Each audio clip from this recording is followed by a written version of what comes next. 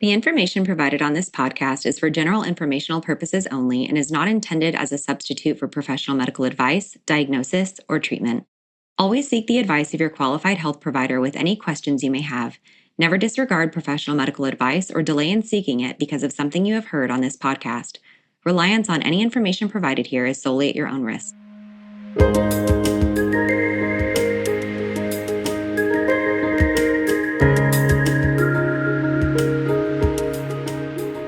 Welcome to Birth, baby. I'm your host, Sierra Morgan, a certified birth and postpartum doula, hypnobirthing childbirth educator, and pediatric sleep consultant.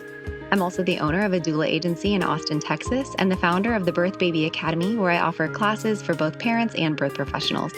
Each week, you'll find guidance, encouragement, and practical tools here to help support you through your pregnancy, birth, and postpartum journey.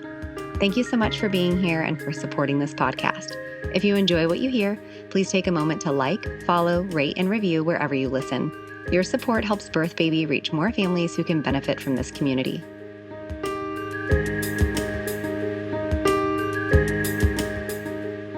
Hello, everyone. Today I have Maria Mathis-Kruiser with me. She is an amazing person who I was connected with when she took my hypnobirthing classes.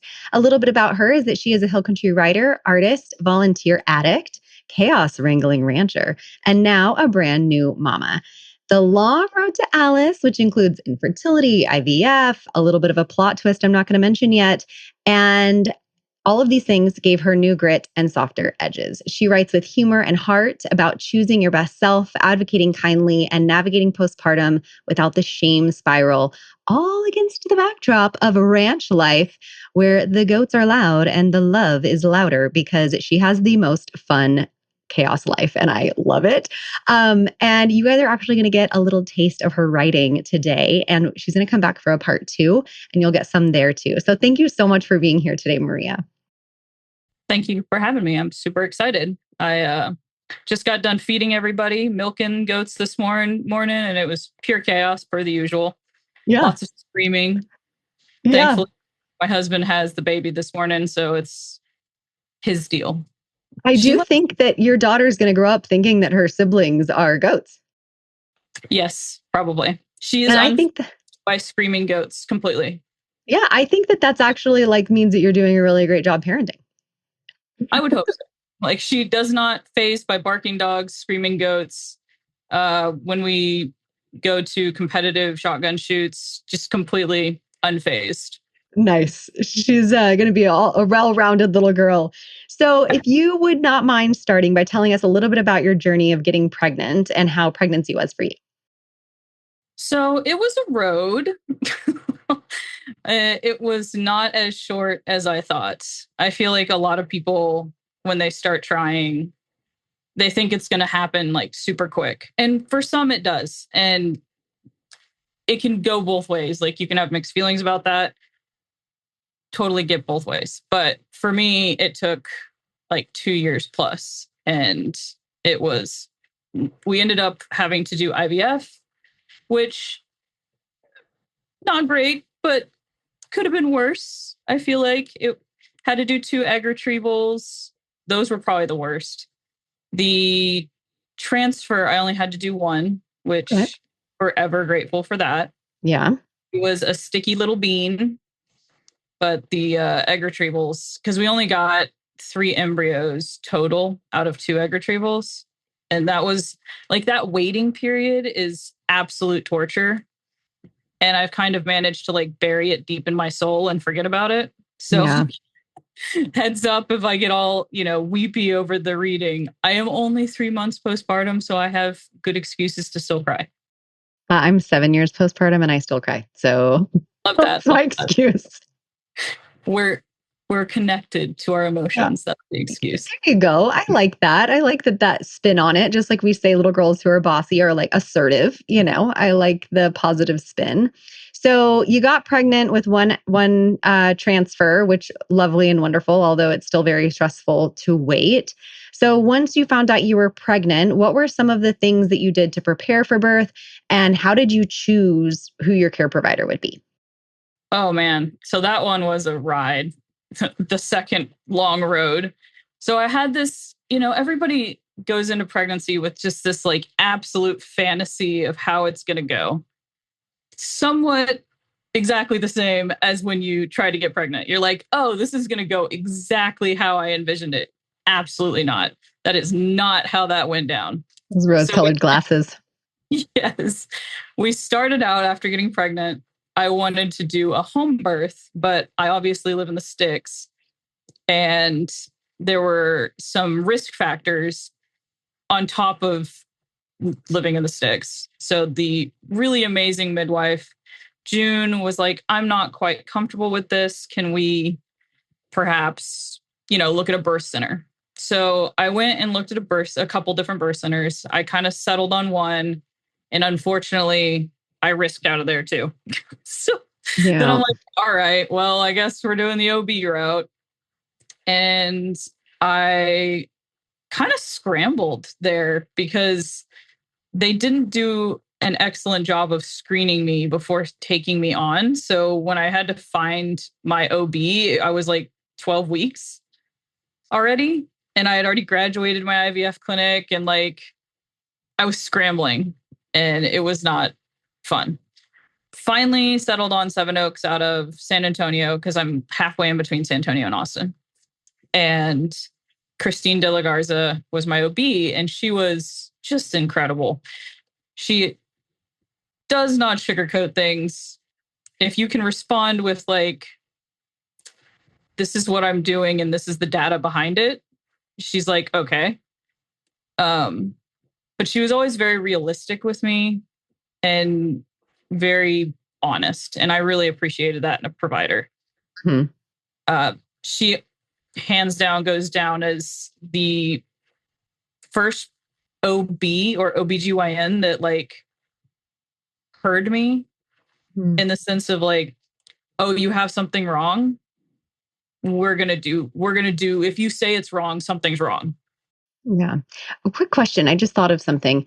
When you were trying to get pregnant, were you seeing an OB or just a fertility specialist? So I saw an OB as like a preconception counseling type of situation. But not this person.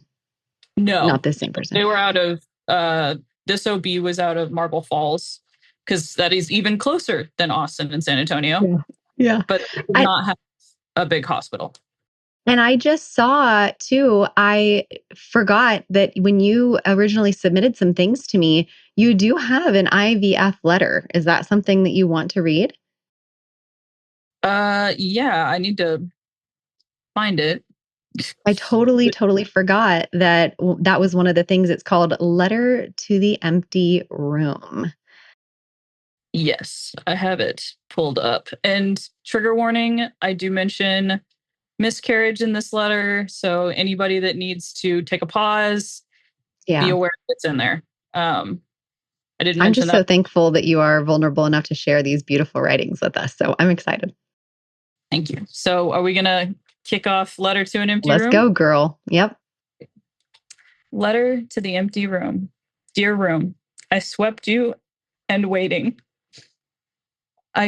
A crib still in its box, baby blankets folded like a promise. I wasn't sure I could keep.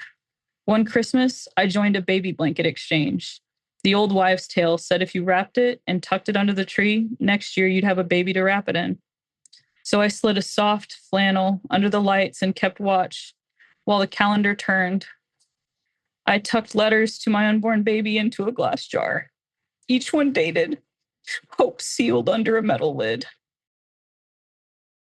Before all of this, there was a brief light, a tiny human we met and had to release.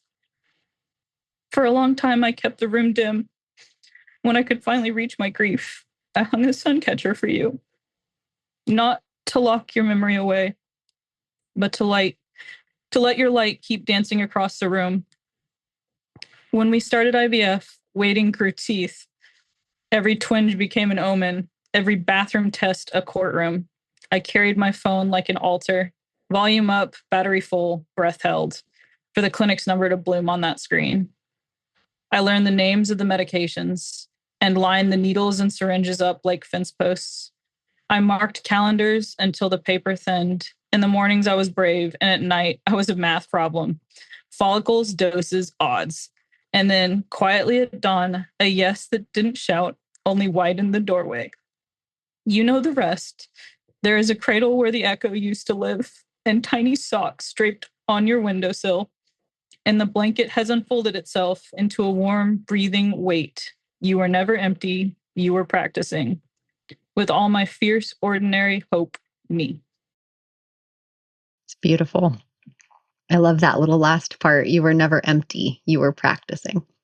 I'm so glad that you got to share that. And I know that for some people, writing can be such a cathartic thing. But I think that hearing those words for somebody maybe who isn't as great of a writer, it still is so healing for other people to hear that you've been through this journey and that they're not alone, because you do feel really alone during that entire process. So I'm sorry to interrupt where you were already going. You were already talking about your provider, because I had totally forgotten that you had submitted that, and I wanted to give space for that. So you chose an OB who was not your fave, but it was closer to medical facilities that had the ability to help in case things, went the direction everyone was thinking maybe they were going to go. Yes, I should have seen the writing on that wall. But also, backtrack real quick. For those that do feel alone, I found a lot of peace and just solidarity in support groups. I went to a Resolve support group in San Antonio. They do a walk of hope every year, and it's incredible. They give away IVF treatments, like Oh my gosh. full-on cycles. So that's coming up here in October. It's a great group of ladies and Wow. dad in there. So definitely check it out. I'll hand over some info to Ciara after for the show notes. Yeah. And when we do the social media posts, we can link that. That is really cool. And for those of you who are listening that have never had to touch anything to do with IVF, that is a really expensive giveaway. That is worth a lot of money. There's also sperm analysis donated by Planned Parenthood. Wow.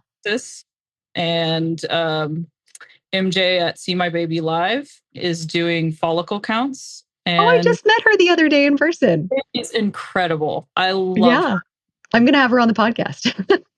Good. She's great. So that's awesome. Yes. Okay, awesome. I love this so much. All right. So you picked a doctor and maybe should have seen writing on the wall, but didn't. You did hypnobirthing classes. So you signed up for those, drove very far to see me every week. I don't know. It was like an hour drive, wasn't it for you? About, yeah. But everything's I was like, you can join on Zoom. You're like, no, I'm coming in person. Everything's an hour from me. And brought your camping chair because it was more comfortable than the chairs that I had in class. And I just loved having you in class so much because the fire behind you of how passionate you were about birth, because you have seen it on your farm or ranch or whatever you want to call it, so much. And you were already, when you've seen the animalistic side of things and how they do it, it really changes your perspective on how we do these things as humans. And you were just so opinionated. Every time I said something, you had some sort of thing to add on to it. And I was like, yes, I felt like I was, being taught. So I just loved having you there. And your husband was like, she knows a lot of stuff. Like this is her jam. She's gonna talk and you're just gonna have to deal with it. That was definitely Tyler's vibe the whole time, was just like, he's like, why are we here? My wife knows all of this stuff already. His look on his face, and he like says nothing the entire class for like 8 classes. Just not. He doesn't have to. No, I just do. Yeah, that's fine. That's why we, us loud women tend to marry these quieter guys because, we can't be having 2 sparklers in the room. No, too loud, too much noise. Yeah. So you did classes, and then how did your pregnancy progress? Well, it was great up until 30 weeks. And when I say great, I mean, I was working on my farm, lifting feed bags, riding my horse at like 20 plus weeks, milking goats. I went hunting, like you name it, I did it during my pregnancy up until 30 weeks hits. And I start feeling really off. The past appointment, they were like, hey, your blood pressure's creeping up. We can't tell if it's white coat syndrome, because I do have that, or is it gestational hypertension. So they're like, grab a cuff, do it at home. So like, okay. So I do it at home daily because I'm actually good about that. And one day we were making shepherd's pie. I don't know why I remember that. Sounds And delicious. it was so good. Like my blood pressure was like the bottom number diastic.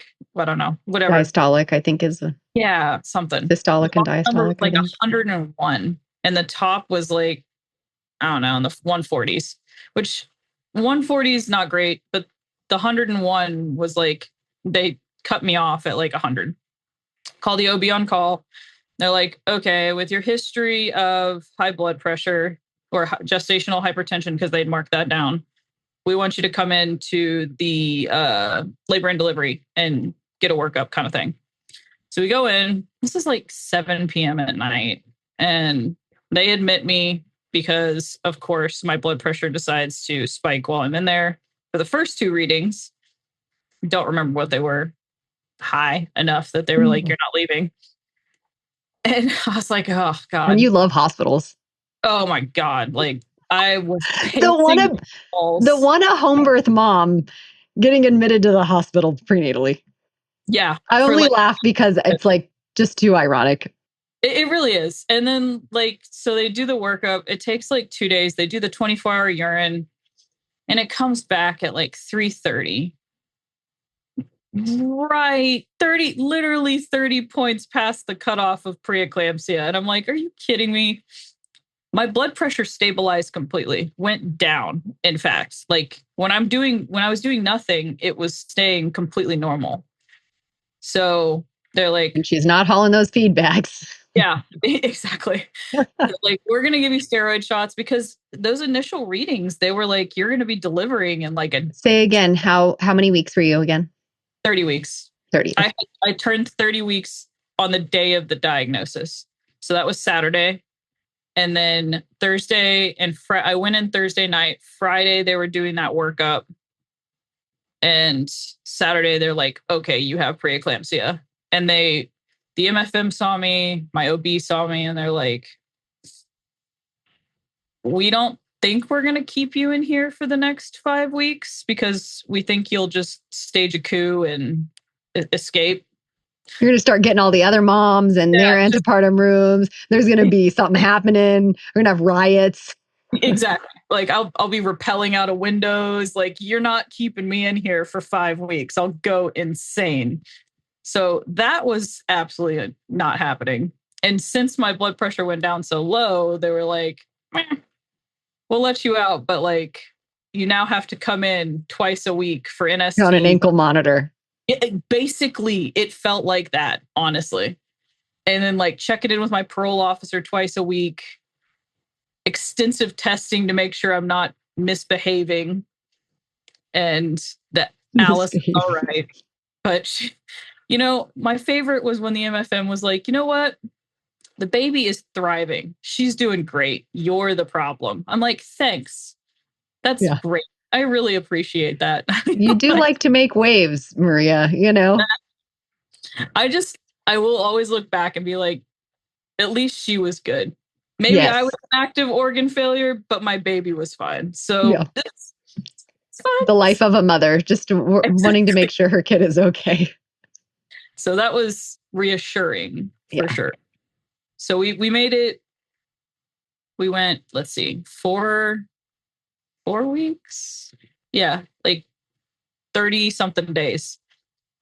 And it spiked again. And they had told me, hey, if you go off this, if you start to feel off, 1, go in, 2, if you go in again and get admitted, you're not getting out till she's out. And I was like, well, that's ominous. And now I'd like to avoid that.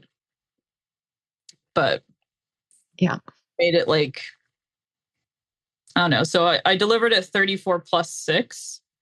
Okay. So from 30 to 34 plus 6 is pretty good. That's a long time you kept her in. Yeah, it actually really is. Everybody was shocked. Especially when they were giving you steroid shots at 30 weeks to try to help her lungs in case she was born. which we overshot that. We should have not done that. Hindsight Couldn't have 2020. known. Yeah. I'll give it once. And they're like, we were on the safe side, but we wish we hadn't, because now you're going to make it to where it won't work. Yeah. That whole first week, they like, the MFM was like, your bag needs to be packed. You need to bring it to the appointment, because when I would walk in, my readings were always like hospital level admitting. And then they would do a second reading 15 minutes later, and it was back within like hypertension range. And it was like, this is ridiculous. So once we established my pattern of like, the first reading's going to be garbage and it's going to look like I need to go to the ER now or labor and delivery now, it'll just give it 15 minutes and it'll go back down. If anyone listening has not experienced something like this, having a provider who is actually willing to throw out your first one as garbage and listen to you, that is huge, because a lot of them will be like, no, sorry. Like, if this one's garbage, then they're garbage. Like, we're not going to throw, if it's bad, that's it. You got to go. So the fact that they quote unquote let you, because I hate that word, continue on and gave you that space of 15 minutes or whatever and doing it again to make sure that everything was okay, that's huge. I didn't realize that literally until this moment. I don't know how many providers don't do that. A lot of them are like the first bad thing. Not all of them. There are some really great providers out there. And just like I say in hypnobirthing classes, and I say on this podcast all the time, I do not think all OBs are bad. I do not think all midwives are good. It's not that. But when you see high risk stuff 90% of the time, because that's who comes to see you, then you think that 90% of people have high risk stuff. But it's really just that your statistics are that high because of the type of people that are coming in, because of the type of clinic that you have or whatever. So a lot of times they're just like, this, sorry, this is what it is. And they don't have the time or patience to, or they're just really worried and a little bit jaded, because you would be if that's all you saw, to push through and be like, sorry, we've got to get this going. I mean, I do feel like that MFM for the first week was like on the edge of being like, go. It took a little bit to establish my baseline. And I think that's also really important, because a lot of people, I could see providers jumping the gun, essentially, seeing that initial bad reading and then being like, not only are we not going to wait the 15 minutes, but like, clearly you need to be admitted again, just in case. And I think a huge part of why, one, they released me, and two, I made it as long as I did, was that I was really confident that everything was fine. Like, I was dead set. I was like, I don't have headaches. I don't have any of these other problems. I'm not symptomatic in all of these other ways. Like, I feel okay. I don't feel great, but I feel okay. And I kept telling them that. I would bring my log to the appointments. So I was really diligent about tracking everything. So they were a little bit better about trusting me with my own care. And also, I think they just knew I would like not do it. Yeah. Like, I would That's just. what it was, Maria. I mean, potentially. They met you and they were like, we don't have any grounds here. Yeah, like I'm going to walk out. Like, I almost walked out on the second time I went in. It was Tyler's face. If Tyler was there, it was just his face, that he wasn't saying any words, and that his face said it all. Like, my wife is who she is. Just buckle up. Yeah, just good luck getting her to do what you want. Yeah. I have yet to manage to do it. So like, yes. But man. They were, that first week was rough because they were very not confident that I would make it through that first week. And then the first week we made it through. And then the second week. And then the third week. And then the fourth week. And in the fourth week, I like, or was it the third? I don't know. Somewhere in there, I started to kind of come unglued. I was like, I am really over going to the doctor twice a week for like 3 hours. It would because it would take forever. Like it's just an hour to San Antonio. These appointments are like 2 hours long because they do the ultrasound, they read the ultrasound, they do the NST, they read the NST, they check me out. I mean, like it was just this like really long process. And then it's an hour home. So I was getting home at like 5. I'd leave at like 12. A full-time job that day. Yeah. So by like, I don't know, appointment 6 or 7, I went into my OB's office because then they tried to tell me that like I needed to see both of them on the same day. And that's where I drew the line because I was like, no, I'm seeing one of you after this initial like two providers in one day business. That is off. That is done. And like I actually went back and I'm like, look, I'm not doing this. Like you guys need to pick who's going to have my care that day. I'm not seeing 2 providers in a day. That's silly. So we decided to not cancel all of my OB side, but OBs are under MFMs in a way. Right. They kind of have to go with whatever the recommendation is from the MFM. By the way, people, if you're listening, MFM is maternal and fetal medicine doctor. Yeah. So they kind of supersede them somewhat. They can argue and then have different opinions, but they're kind of like when push comes to shove, if the MFM recommended something and the OB didn't do it and something bad happened from it, that's on the OB's head. Yes. So I just basically was like, hey, pick whoever I'm seeing. We decided to go with MFM because they're the ones that low-key, they just had a better office. Like they were really timely and like good. And I liked the nurses there. So it kind of, when it boiled down to it, because like the MFM's like, well, you can see them. And I'm like, no. Their office is chronically behind. And I start to lose my mind in there. Yeah. So then what happened? At 34 plus 6, she was taken out. She was evicted. Why? What happened? What was the catalyst for you going in? So that week I started to feel off again. Like that true like gut feeling of like, there's something wrong. And I kept telling Tyler, like starting on like Monday, I'm like, my heart rate was creeping up. It was high with the preeclampsia, but like I'm talking above 100. Like I'm sitting at like 105, 107 resting. And I was just like really uncomfortable. And it felt like something was brewing, essentially. Like think storm, like biometric pressures are changing. And that week was, so Tuesday comes around. I can't sleep all Tuesday night because there's a huge storm that shows up, like massive. This was the first set of storms in June. And y'all, there is something to do with storms. I didn't believe in it before I was a doula, but it's a thing, okay? It's 100% a thing. She always got really spicy on storms too. This kid loves a good storm. So she was doing what she needed to. So it wasn't that I felt like her movement had slowed down or anything. I just started to feel something was off. Mm-hmm. That was Tuesday night.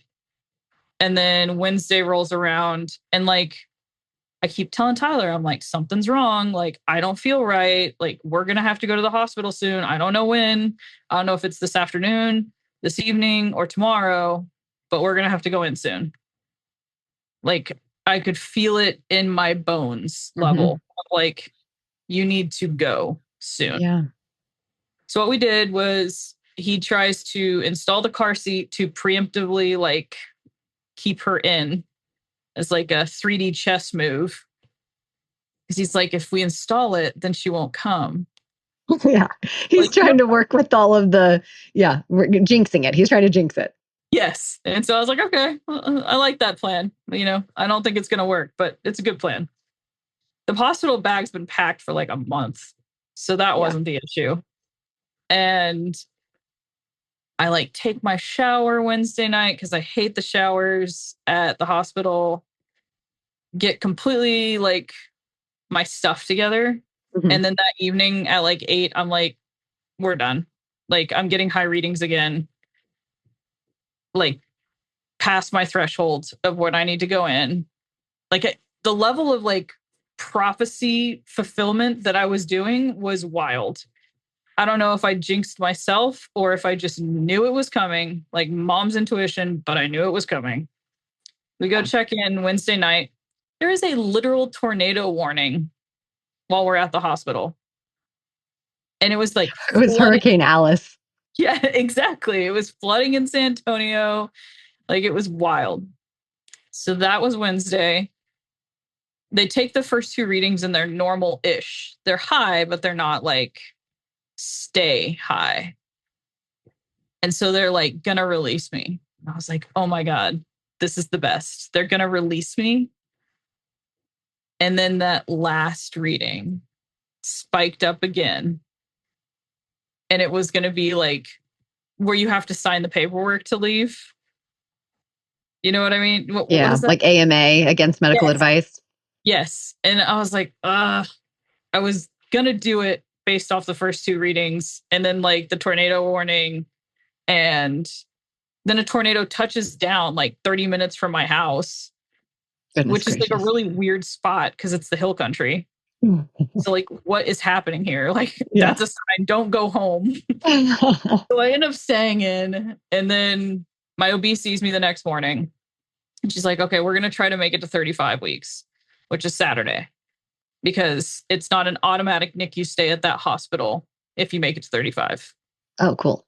So we're like, okay, let's see how many more days we can go. So Thursday is fine. I'm starting to pace and get anxious to get out. And then Friday, and that morning was fine. She comes in because we were going to start induction Friday night, which none of you guys know this, but like this whole natural birth thing had been just absolutely wrecked by all of this. Like I was funny because it's crazy. Like the person that wanted the least intervention, the girl that wants nothing, like would have probably had an unassisted birth if somebody could just be in the corner in case of emergency, is now like, yeah, you can induce me.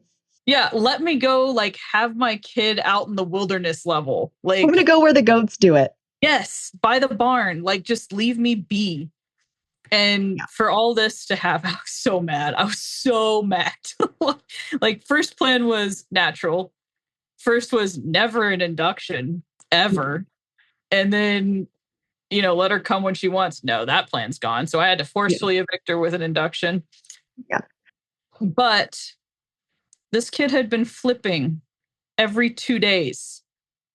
I'm not kidding you guys. No. I would go in for an ultrasound on Monday and she would be breech. Thursday, she would be head down. And this went on for the whole time that I was at the MFM getting it. And it was like 8 appointments worth. Like she was flipping that much up until the very end. She had been head down on Monday. And by Friday, she flipped. So she was breech. All right, I'm going to stop you there. And we're going to go into her birth story next week. Or next time we have a birth story. But would you be so kind before we wrap this up to read your letter? It says, Dear Preeclampsia, a love letter from hell. Absolutely. All right, let's do it. I love this so much. Dear Preeclampsia, a love letter from hell. You showed up like the worst kind of party guest, uninvited, overdressed in drama, and carrying a bottle of doom instead of wine. You didn't kick down the door. You slithered in like a smug little parasite, whispering, let's spice things up, while I was just trying to grow a baby and maybe take a nap without dying. I was thriving before you, running errands, running the farm, running my damn life. And then you pulled the e-brake on everything. And suddenly I was grounded like a teenage felon, strapped to a bed, strapped to monitors, and trading nesting dreams for a backless hospital gown, and conversations about organ failure with people in white coats. My body staged a coup. My liver quit. My kidneys ghosted me. My platelets went MIA, and it felt like my own organs had turned against me. Every system crashing while I had to lie still, when all I wanted to do was run, to run far, to run from the fear and from the way my body was betraying me in real time. You made me fear myself. You made me fear the very body that built my daughter. You made me cry in the hospital bathroom and bargain for just one more day to grow her safely inside me. You robbed me of time, and I'll never forgive you for that. For the 24 hours I couldn't see her after she was born, and for the 36 it took to hold her. Do you know what it feels like to deliver a baby and be told, not yet, she's too fragile and so are you? I didn't meet her. I met monitors. I didn't hold her. I held air. You took that from me, and I'll never, ever forget it. You fast-tracked her arrival like you had a plane to catch, and she came out tiny, fierce, and screaming because she knew she was forged in the same fire you tried to drown me in. And I didn't quit. I learned to speak in blood pressures and magnesium drips. I learned to sit in silence with terror. I learned to cry and advocate in the same breath. I screamed and I begged. I Googled maternal mortality stats at 3 a.m. and gave a giant middle finger to every single one because I'm still here. And so is she. I didn't just survive, I fought. And my daughter, she didn't just arrive, she roared. So no, I won't thank you, but I'll be damn sure to talk about you loudly. So another mother knows what to watch for. So another mother knows she's not weak for being scared. She's a warrior for surviving it. If you ever think about coming back, just know I keep my compression socks high, my magnesium salty, and my trauma validated, and my vengeance locked and loaded. Not today, Satan. Not ever again. Oh, I love that so much. I would clap, but it would be really loud in people's ears. That's fair. You are a beautiful writer, and I feel so blessed to be on the receiving end that my ears are hearing your words. Thank you for sharing that. And we will have you back to talk about the birth, which there was a little allusion there to it in that little letter to preeclampsia, to your birth and postpartum experience, including breastfeeding. So thank you so much for being here today. Thank you. Thank you for listening to Birth, Baby. If you enjoyed today's episode, please take a moment to follow, rate, and review the podcast. It helps us reach more families who can benefit from this resource. For more resources, classes, and services, head to empoweredbeginningsatx.com or check out Birth Baby Academy at birthbabyacademy.com. Until next time, wishing you confidence and calm on your journey through birth and beyond.